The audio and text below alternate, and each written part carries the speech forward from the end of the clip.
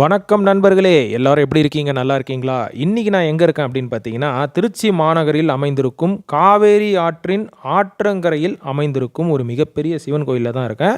அந்த கோயிலின் பெயர் தான் திருவானைக்காவல் ஜம்புகேஸ்வரர் கோவில்.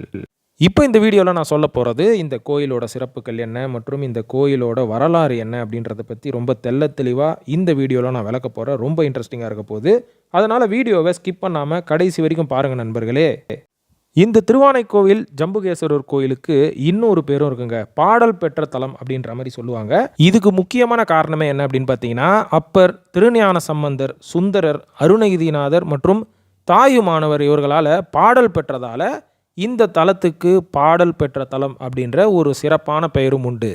இப்போ இந்த கோயில் உருவான ஒரு இன்ட்ரெஸ்டிங்கான வரலாறு ஒன்று சொல்கிறேன் பாருங்க நண்பர்களே. அதாவது இந்த கோயில் அமைந்திருக்கக்கூடிய இடம் இருக்குது பார்த்தீங்களா, இந்த திருவானைக்கோவில் வந்து பல ஆயிரம் வருடங்களுக்கு முன்னாடி எப்படி இருந்ததுன்னு பார்த்தீங்கன்னா, இந்த வெண்ணாவல் மரங்கள் அமைந்த ஒரு காடாக தான் இருந்துதான்.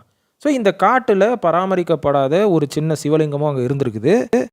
அந்த சிவலிங்கத்தை பாதுகாக்கிறதுக்காக பல வருடங்களுக்கு முன்னாடி சாபம் பெற்ற 2 பேர் யானையாகவும் சிலந்தியாகவும் மாறியிருக்காங்க. அவங்க வந்து அந்த காட்டுக்கு வந்திருக்காங்க. வந்தது மட்டும் இல்லாமல் அந்த சிலந்தியா மாறினவர் இருக்கார் பார்த்தீங்களா, இவர் வந்து அந்த லிங்கத்தை பார்த்துட்டு, லிங்கம் வந்து வெயில்லையும் மழையிலையும் ரொம்ப பாதிக்கப்பட்டிருக்கு.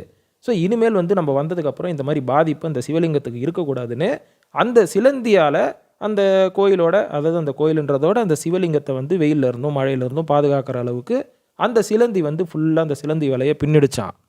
இன்னொருவர் வந்து யானை உருவில் சாபம் பெற்றிருக்காரு பார்த்தீங்களா, இவர் வந்து என்ன பண்ணுவாராம், தினமும் அந்த சிவலிங்கத்துக்கு பக்கத்தில் இருக்கிற அந்த காவேரி ஆற்றிலிருந்து தண்ணியை வந்து தன்னோட அந்த துதிக்கையால் உறிஞ்சி எடுத்துகிட்டு வந்து தினமும் அபிஷேகம் பண்ணுறது.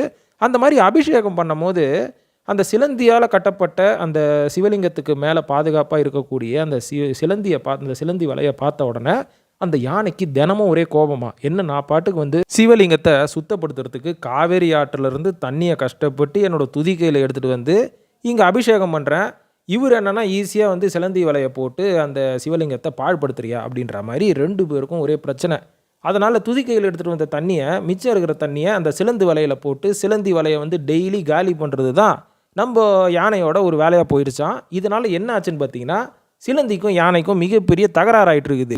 இந்த தகராறோட வெளிப்பாடு ஒரு காலகட்டத்துக்கு அப்புறம் என்ன ஆச்சுன்னு பார்த்தீங்கன்னா, இந்த காட்டில் ஒன்று நீ இருக்கணும் இல்லை நான் இருக்கணும் அப்படின்ற மாதிரி 2 பேரும் மோதிக்கிட்டு சிலந்தி யானையோட துதிக்கைக்குள்ளே போய் யானை எப்படியாவது காலி பண்ணணும் அப்படின்ற மாதிரி பிளான் போட்டிருக்கு.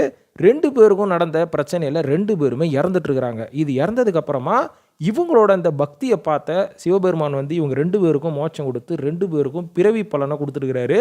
இதில் சிலந்திக்கு எந்த மாதிரியான ஒரு மறுபிறவி கொடுத்தாரு அப்படின்னு பார்த்தீங்கன்னா, சிலந்தியை கோச்சோங்க சோழன் அப்படின்ற மாதிரி அடுத்த பிறவியில் ஒரு மிகப்பெரிய அரசனாக வந்து உருவாக்கியிருக்காரு.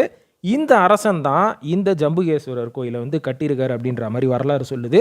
இது மட்டும் இல்லாமல் யானையோட நிலைமை என்னங்க அப்படின்னு கேட்டிங்கன்னா, யானையை வந்து சிவகணங்களுக்கு தலைவராகவே ஆக்கி விட்டுட்டாராம் நம்ம சிவபெருமான். ஸோ இப்பேற்பட்ட இன்ட்ரெஸ்டிங்கான ஒரு வரலாறு இந்த கோயிலை பற்றி பல பேர் சொல்லி நம்ம கேள்விப்பட்டோம். ஏன் நானும் ஒரு சில குறிப்புகள் படித்து தான் நான் இந்த விஷயத்தை உங்களுக்கு நான் பகிர்றேன் நண்பர்களே. இது மட்டும் இல்லாமல் இன்னும் ஒரு இன்ட்ரெஸ்டிங்கான ஒரு ஃபேக்டர் இருக்குங்க இந்த கோயிலில். என்னென்னு பார்த்தீங்கன்னா, இந்த கோயிலை சுற்றி மிகப்பெரிய மதில் சுவர்லாம் இருக்குது. இதில் 4வது மதில் சுவரை கட்டும் போது அந்த கட்டுமான பணியாளர்கள் கஷ்டப்பட்டு வெயிலையும் மழையிலையும் வேலை செஞ்சு தான் அந்த கட்டுமானத்தை வந்து அவங்க மேற்கொண்டிருக்காங்க. அப்போது கடவுளே வந்து பிறவி எடுத்து இவங்க எல்லாருக்கும் விபூதி சம்பளம் கொடுத்தாராம், விபூதி வருமானம் கொடுத்தாராம் இந்த மாதிரியான சுவரை எழுப்புனதுக்காக. ஒரு காலகட்டத்துக்கு அப்புறம் அந்த கடவுள் கொடுத்த அந்த விபூதி தங்கமாக மாறின ஒரு அதிசயம்லாம் நடந்திருக்கு இந்த கோயிலில் தான்.